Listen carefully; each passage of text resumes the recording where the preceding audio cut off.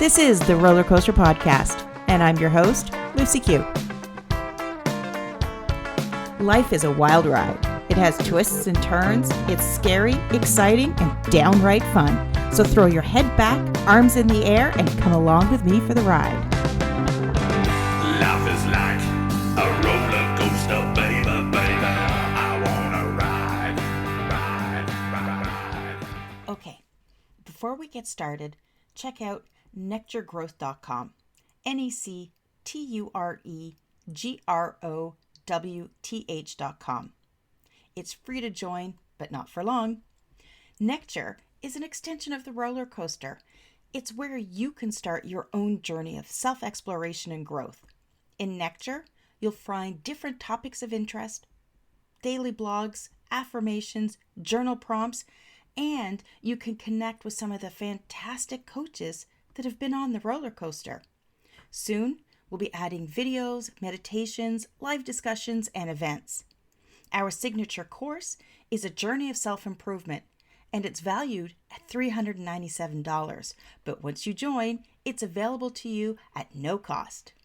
So if you're feeling stuck, if you feel like you need to change and not sure where to start with Nectar Growth Network. Come join us. You know you're worth it. Now, let's get on with today's show.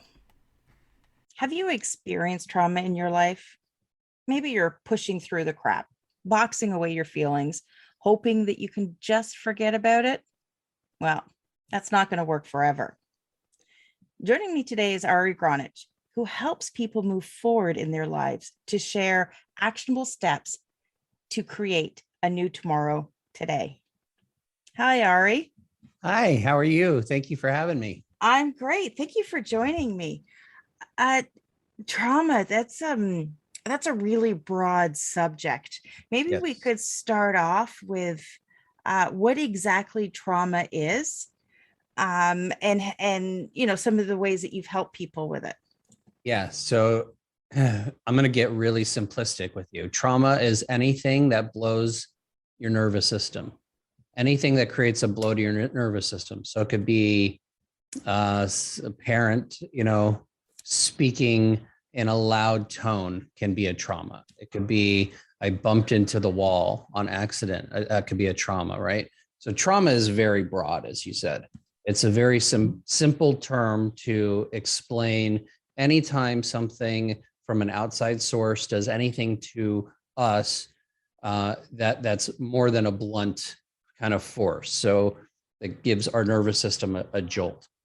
So we could have good traumas, we could have bad traumas, we could have all kinds of traumas.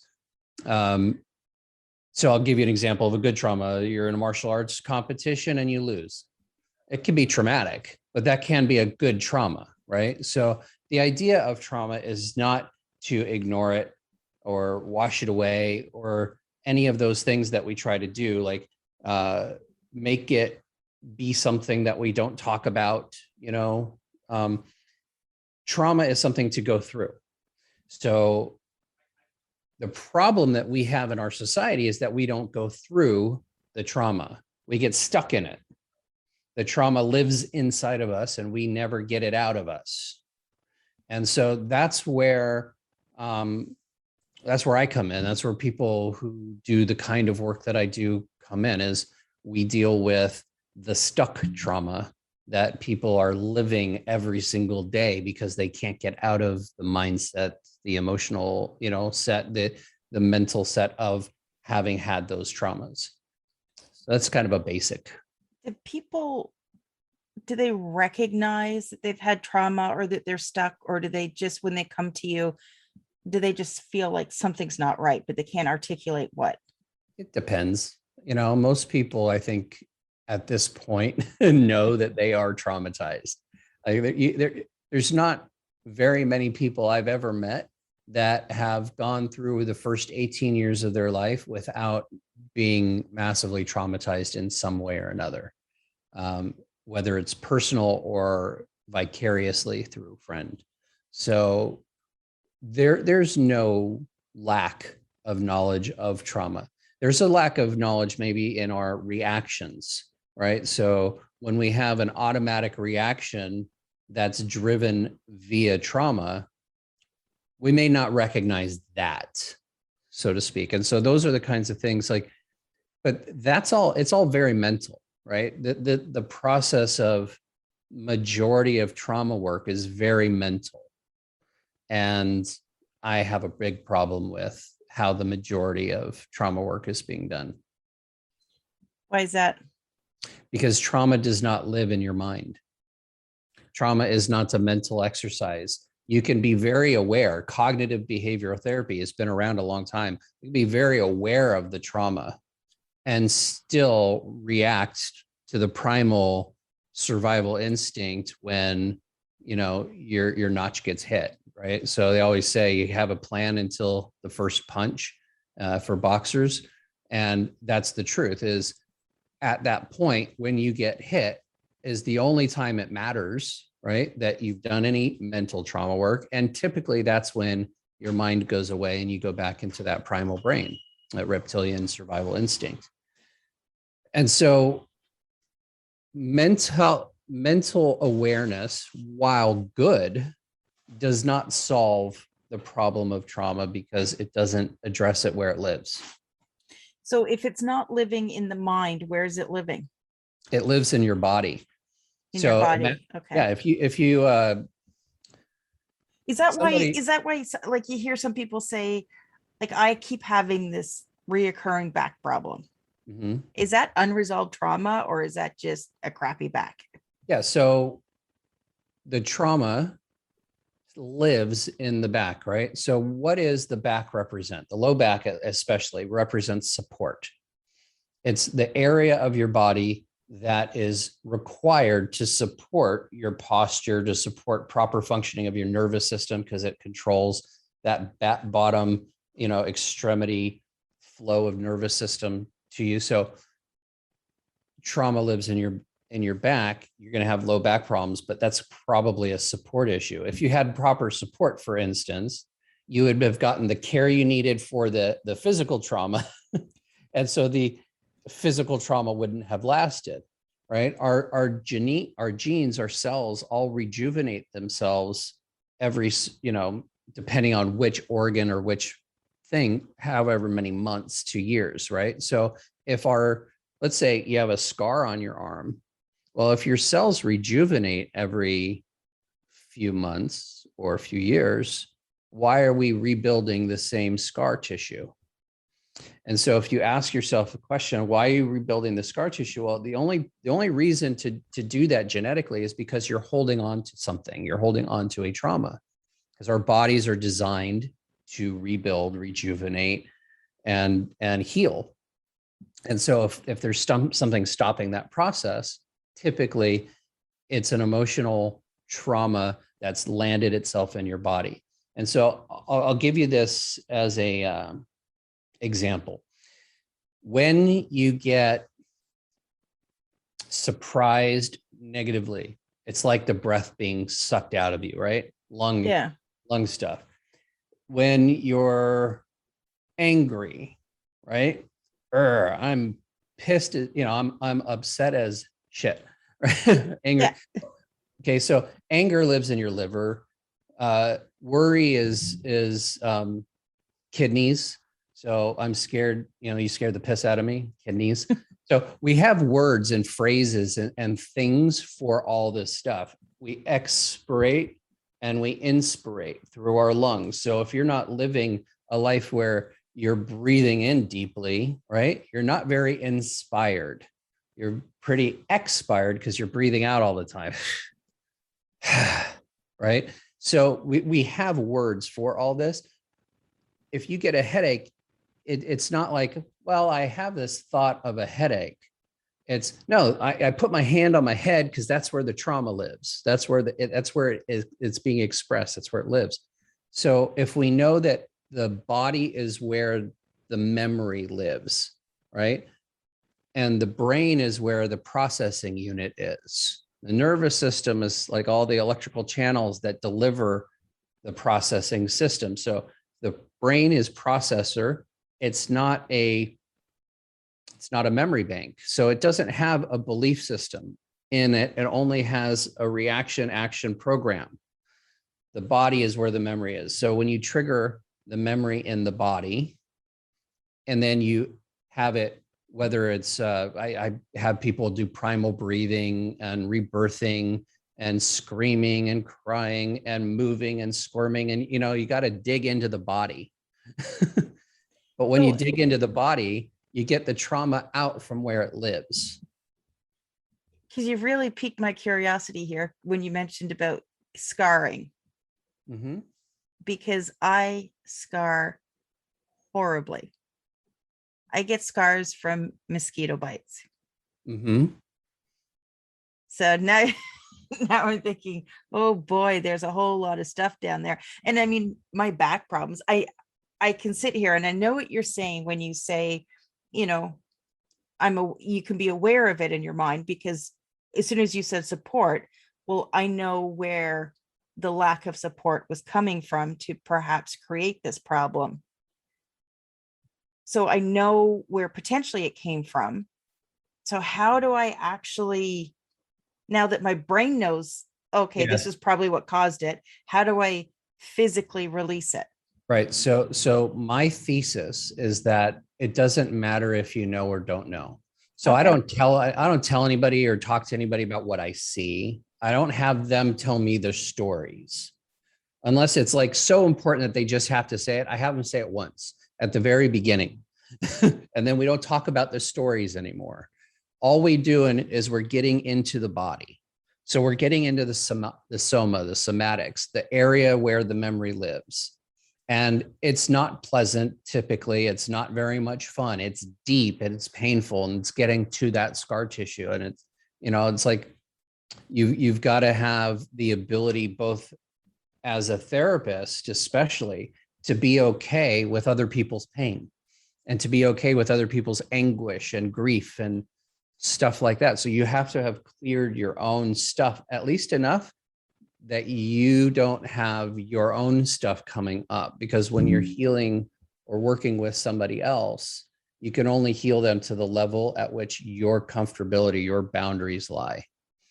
And so I've had enough trauma in my life and enough diverse trauma in my life that I'm able to be with people no matter what the pain is. And in some cases, like I said, it's dragging it out of that soma, the body, deeply, so that you get them to a place of screaming and crying and squirming and uncomfortable and moving that energy. And as we know, energy or emotion is energy in motion. So we have to move the energy in order to get the emotions out, in order to release them. And what does our society teach people is you shouldn't be angry. Stop feeling that way. Don't cry. Don't express yourself. Don't talk back. Don't question. And so if we're teaching everybody to do that, all we're teaching people to do is stuff trauma. And it's true. Society doesn't want us to feel things anymore. They don't want us to, society wants to put us in these neat little packages and tuck us away in these compartments. And, the more people I talk to on this podcast, the more I'm seeing how, and I don't like to say, people are waking up, but they're beginning to realize that they've been confining themselves to these boxes, and they're realizing, hey, wait a second, I'm trying to live in this perfect way the society says, but because I'm not getting in touch with my emotions, my feelings, my true essence of who I am, that's when you start to have the mental breakdowns. I mean, let's face it, mental illness, mental health, it's the biggest pandemic that we are facing, and it just doesn't seem to be on the radar of the people that should be taking care of this. Right. And it's not. And unfortunately, it's the people who are doing as much as they can are looking in the wrong location. They're looking again in the mind. and not in the place where the trauma lives. And so that's where, for me, it becomes a little frustrating because I'm like, I want, like I get on these calls with the psychotherapy and psilocybin or the psychedelics and what they're doing with amazing things with mental health and depression and suicide and so on and so forth. And I hear them and I go, okay, but you're still talking to them. They don't need to talk about the problems, right? You don't need to talk about the problem. You need to clear the layers. I call it stripping down the layers of trauma. You're stripping down the masks of trauma, the inauthenticities of all the things and ideas and pains and shit that people have put on you, right? You're born naked and then you start getting clothed immediately by other people. First one smacks your butt. The second one puts a diaper on you and tells you your body is shameful. The third, it's like, third one says, don't cry.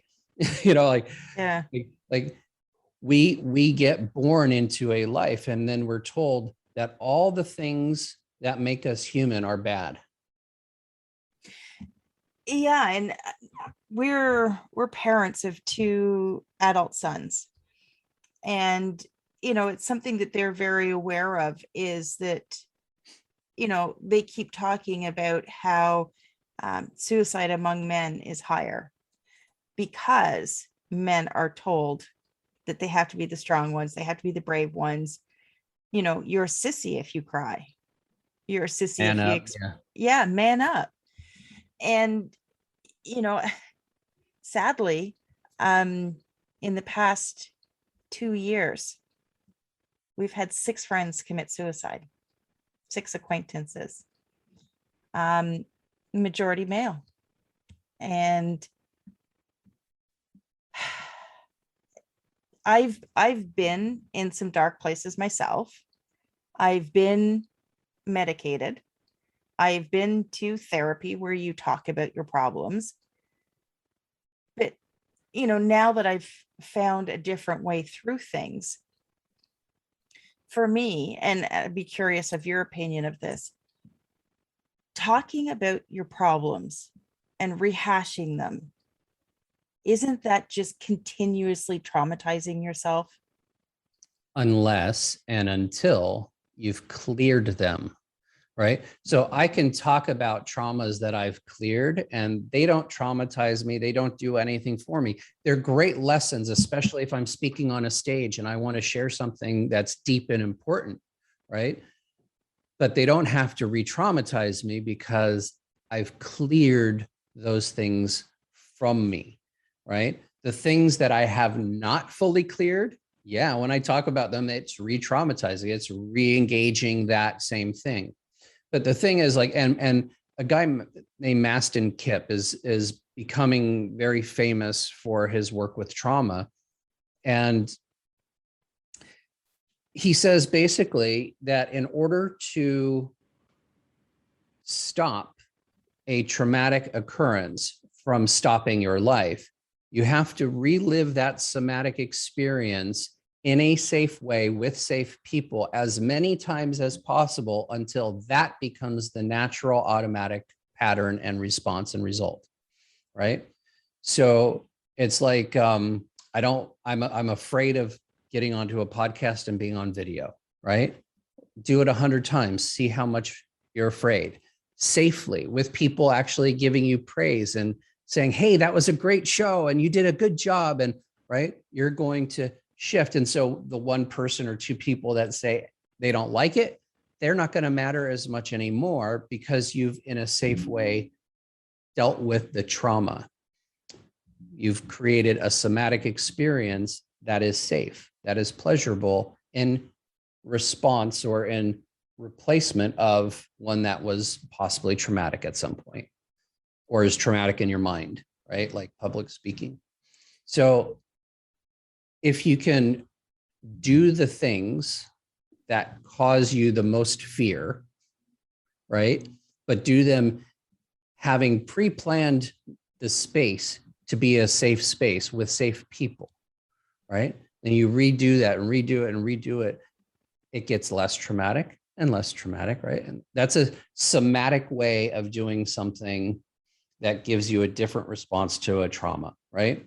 In my experience, sexual abuse, the only way to deal with sexual abuse is to have enough sexual experiences in safe environments with safe people or a safe person that can rewire your expectation of trauma, right? Okay. Yeah. So,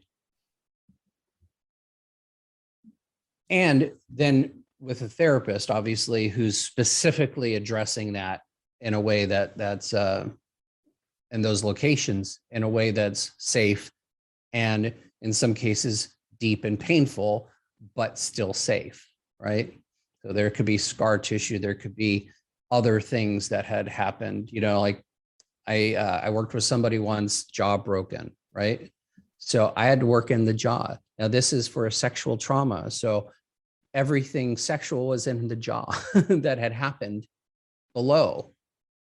So we had to clear out what was in the jaw first. And how do you do that then? Deep physical digging into the scar tissue, digging into the trauma, into the place of pain, into the bone, literally physically digging into it. Call it massage, call it just trauma somatic body work, but it is physical touch on the physical area of pain and trauma. Yeah, it reminds me of an exercise that a friend did with me. I had a near miss car accident. It was early December.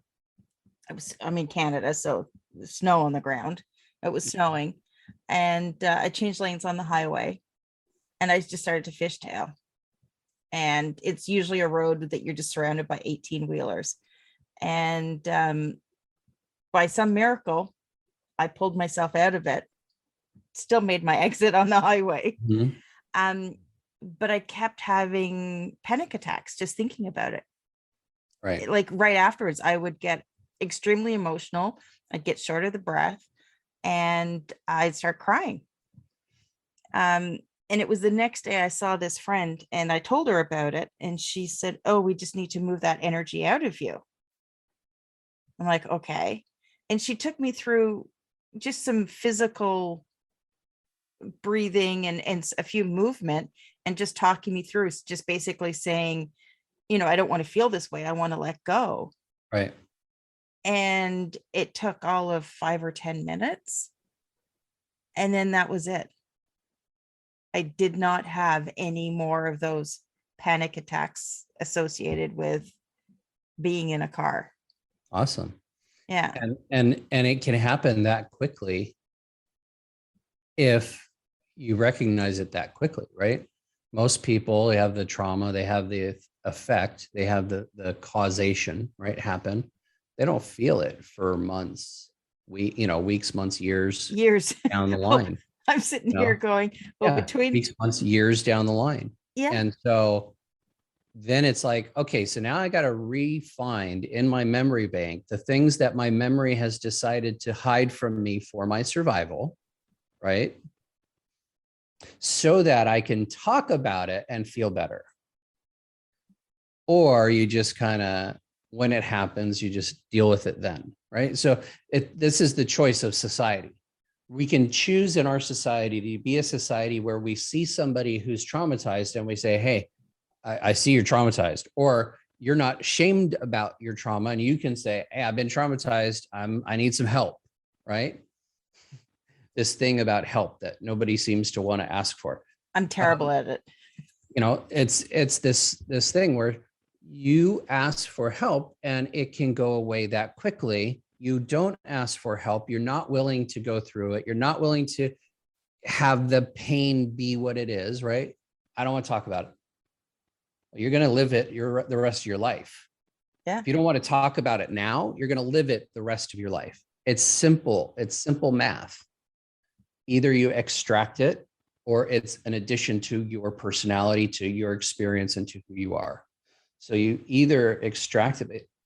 to me, the extraction comes from awareness. You have to be aware of it. You have to see it. You have to go, oh, let me play in here. Let me play in this pain. Let me go into the shadow. Let me dance with the devil, so to speak. Let me dance with my shadows. Let me dance with the pain. Let me see if I can illuminate some pieces of it, and then some more, and then some more. And as you know, you illuminate, things dissolve, right? That's at least the hope. Well, you got me scratching my head now, because I've got a few things going on that I'm like, ooh, like that one instance that I was able to recognize it. As you said, I cleared it out right away, problem solved. But I have all these other issues that now I'm beginning to think, well, what shit haven't I dealt with? What stuff have I buried away? Right. But see, here's the thing. Rather than mentalize this, Yeah. right? Get naked in front of the mirror, and you're not looking for the things wrong. You're not looking for the problems to solve. All you're looking for is to find all the pieces of you that you love. And anything that's in the way of you loving that, you just like let that go, like dissolve that until all you're doing is seeing love. Now, the problem is most people can't look in a mirror more than 10 seconds in their eyes without having to look away. It's not as easy as it sounds. They'll look at themselves, but not in their eyes, not really at themselves. So first you got to get beyond the barrier of actually being able to look at yourself, and then holding that gaze through the tears, through the pain, through the judgment, through the shame, through the So if you're alone in a room in the middle of the woods, right? Look in a mirror, find a reflection of you that you can fall in love with, and do it every single day of your life. Turn that into your habit instead of the shit that you say to yourself, right?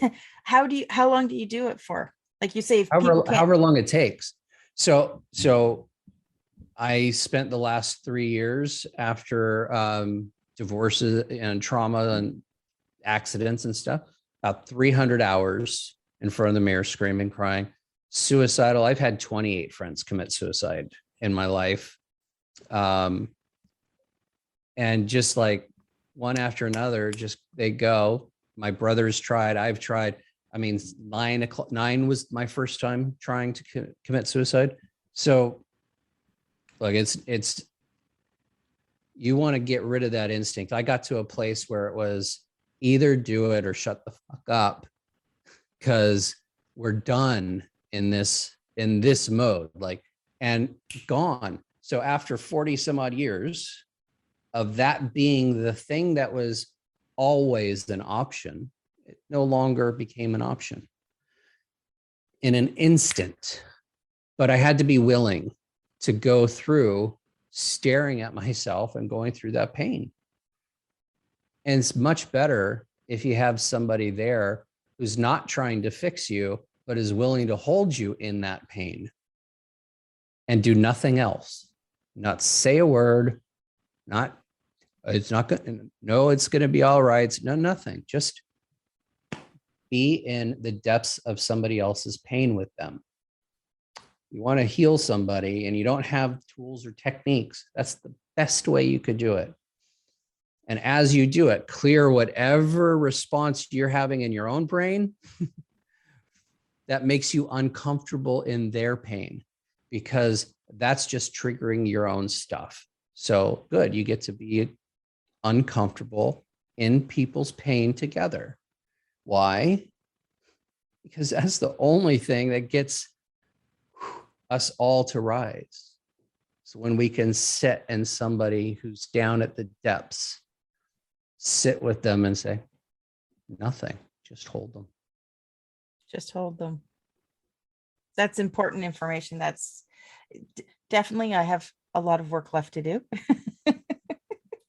I'm sure a lot of people listening are suddenly realizing, oh, I think I have some work to do. So, Ari, where is the best place for people to connect with you?